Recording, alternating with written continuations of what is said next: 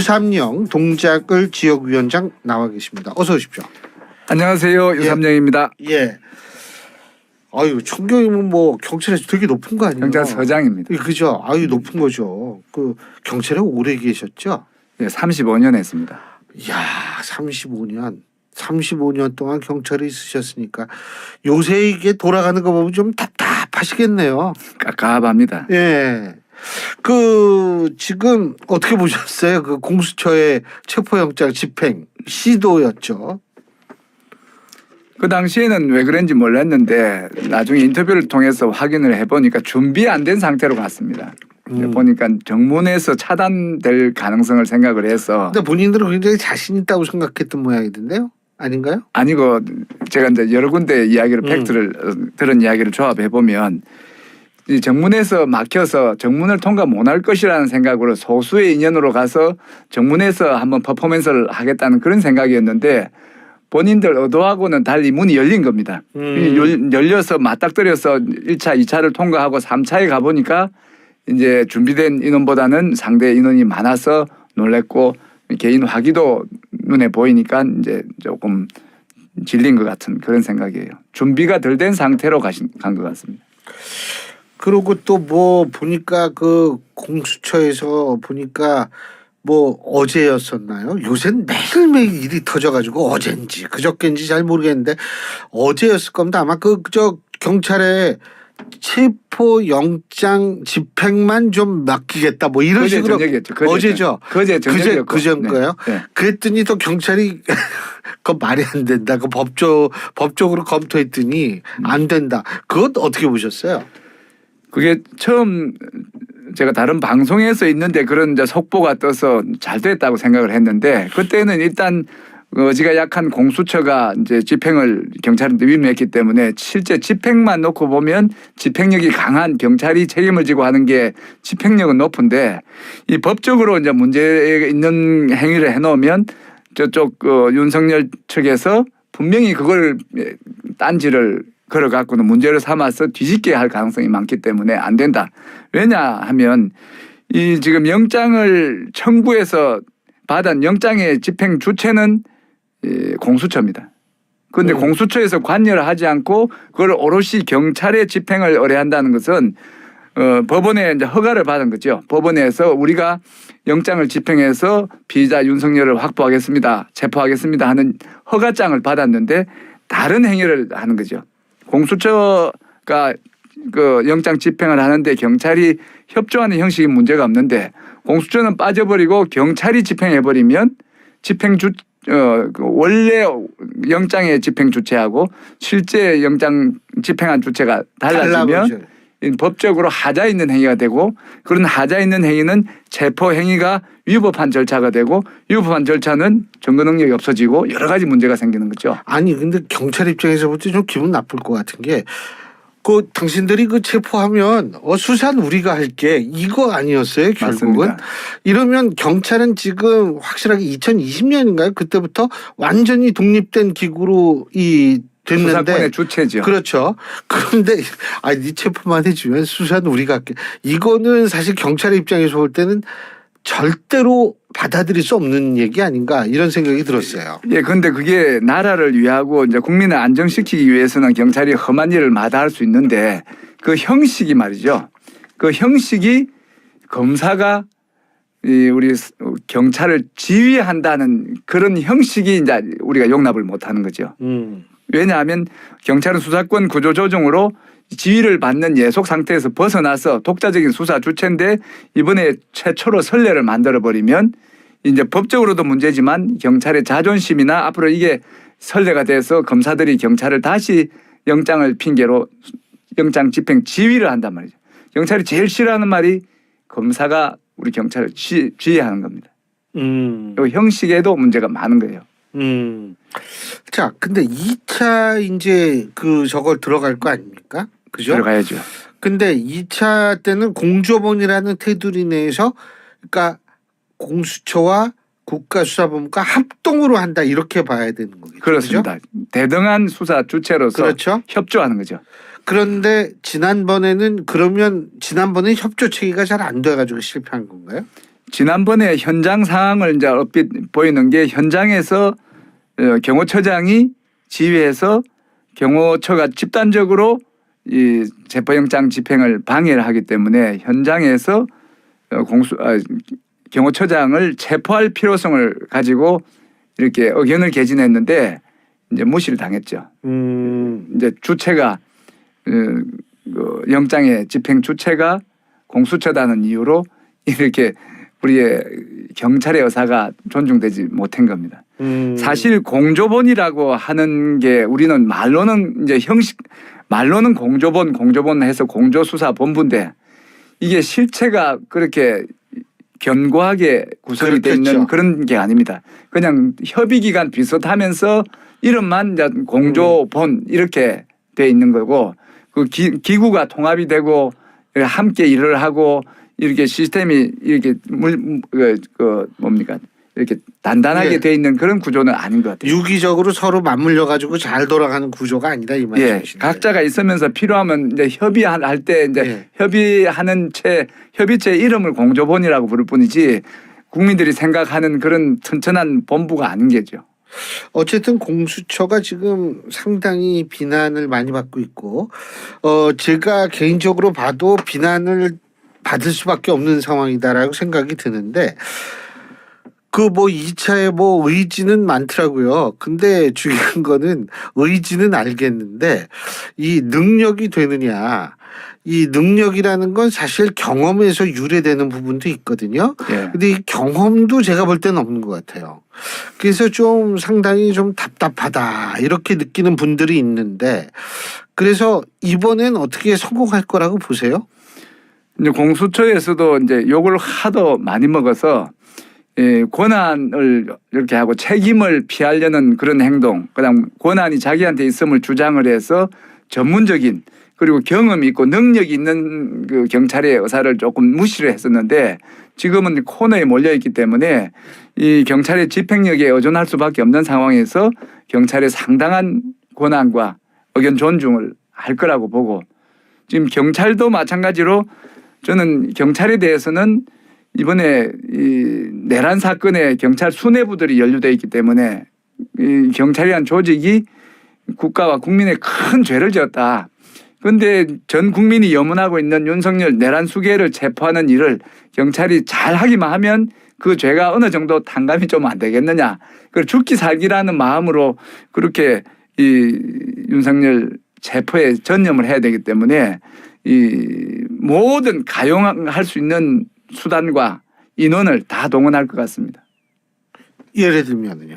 특공대, 기동대, 많은 인원, 형사들 이게 최대 동원을 하고 이 중요한 것은 이것보다 더 중요한 것은 의지인데 그 의지라는 게 위험을 무릅쓰는 게 의지지 총 한 자로 보인다고 도망 나올 수는 없고 총소리 하나 들린다고 나올 수는 없는 거 아니겠어요. 그러니까 그런 위험을 감내하겠다는 강력한 의지 이런 것들이죠. 그렇죠. 의지, 경찰은 경험도 많으니까 전 그 경찰에 대해서는 별로 얘기할 게 없는 것 같은데 공수처가 지금 만일 그렇게 해서 체포를 하면은 또 자 봐라 우리가 이번에 체포해서 거기다 이런 식으로 나올 가능성은 없다고 보세요? 뭐라고요? 경찰하고 같이 들어가서 경찰이 이제 위주로 작전해서 많이 체포를 했다고 가정을 했을 때 봐라 이제 우리가 2차에 성공했다. 공수처가? 네, 공수처. 이렇게 될 가능성은 없다고 보세요? 공수처 인원이 전체 동원되는 인원의 10%도 안 될 것 같아요. 이번엔 정말 많은 인원이 동원이 되는데. 근데 그 수사관 분들은 경력이 꽤 되고 경험이 있는 분들도 있는 걸로 알고 있거든요. 형사들이죠. 공수처 형사. 그죠. 수사관.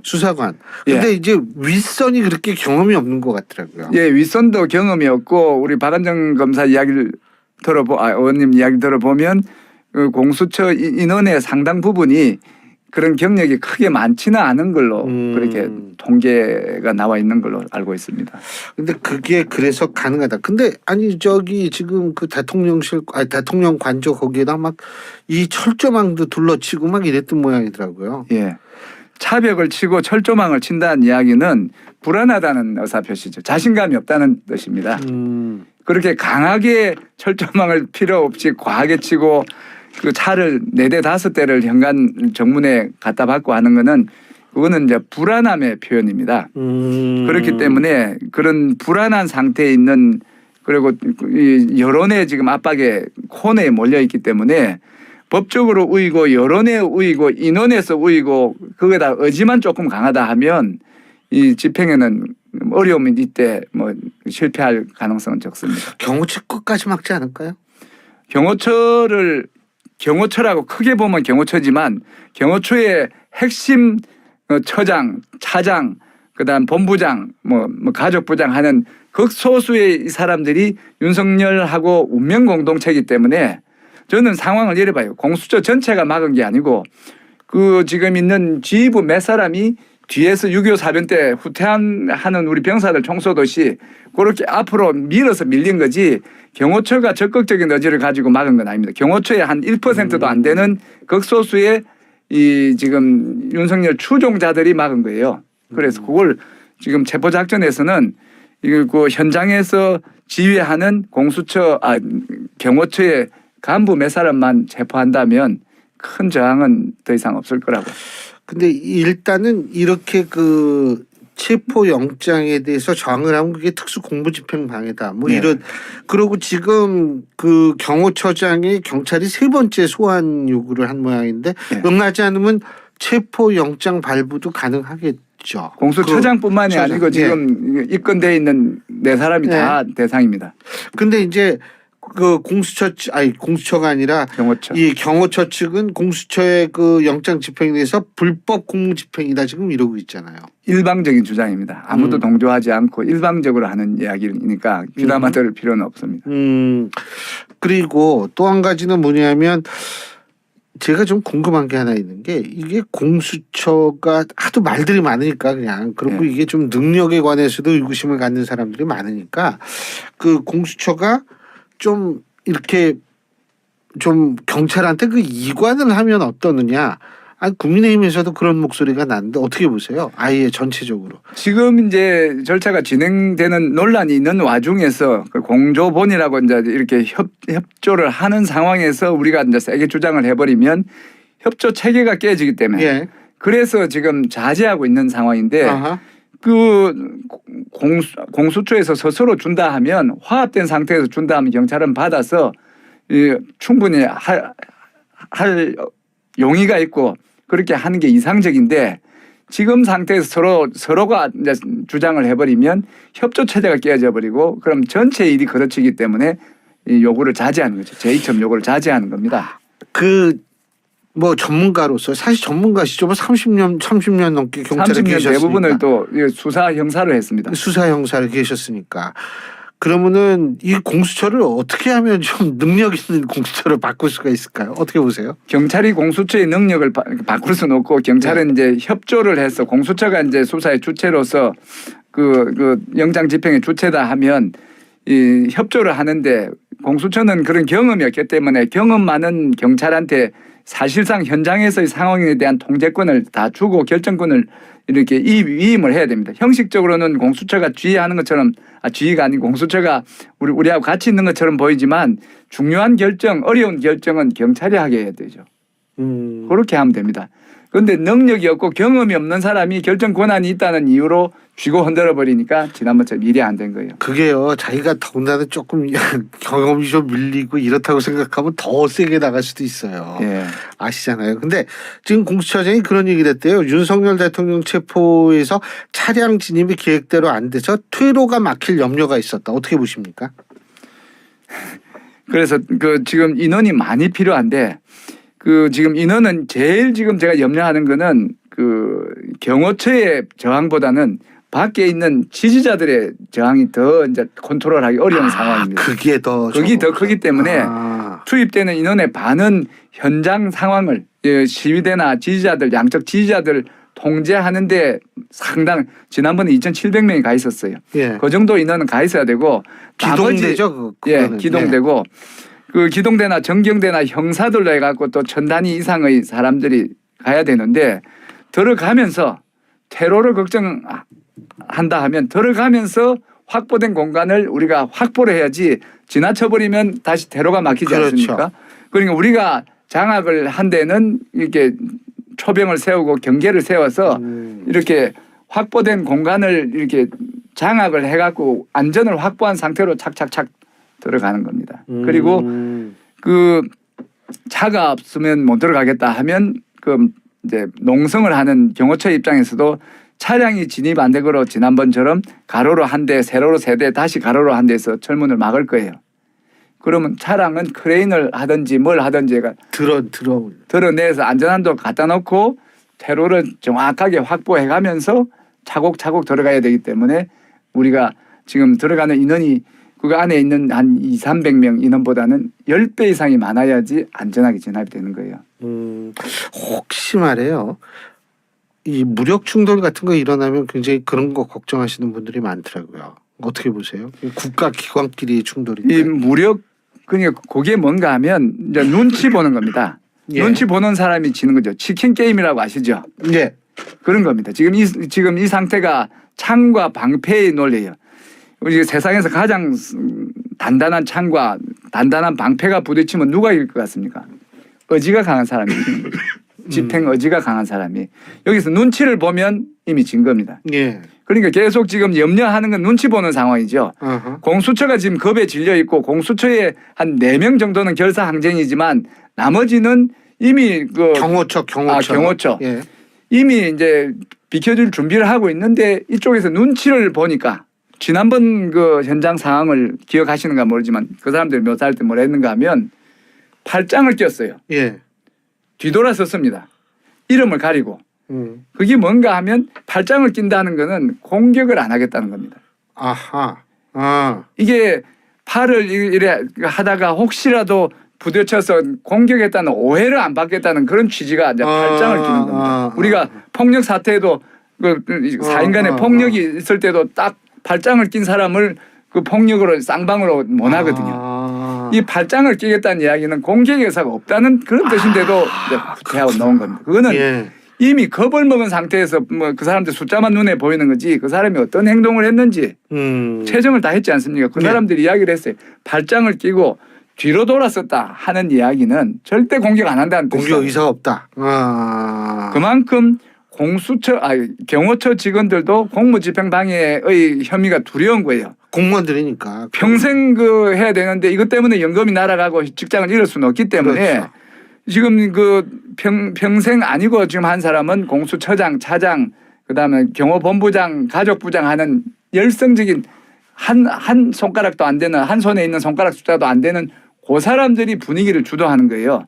나머지는 책임질까 싶어서 발장을 낀단 말이죠. 나는 공격 안 했다. 이런 의사표시이기 때문에 지금 눈치만 안 본다면 강력한 집행 의지만 있다면 충분히 됩니다.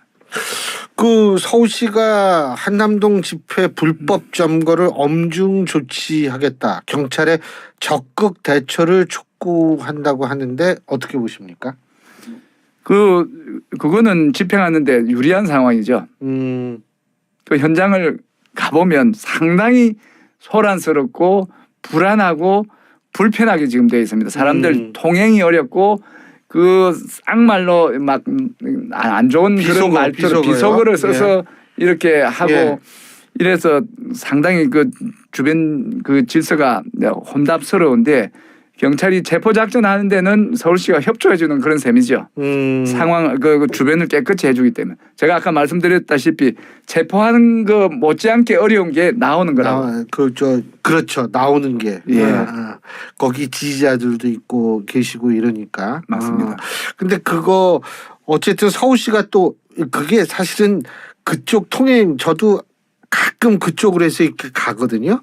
근데 거기가 굉장히 넓은데도 지금 엄청나게 차가 밀린다는 거예요. 그게 차가 밀리기 시작하면 한남대교부터 이게 밀리는 거거든요.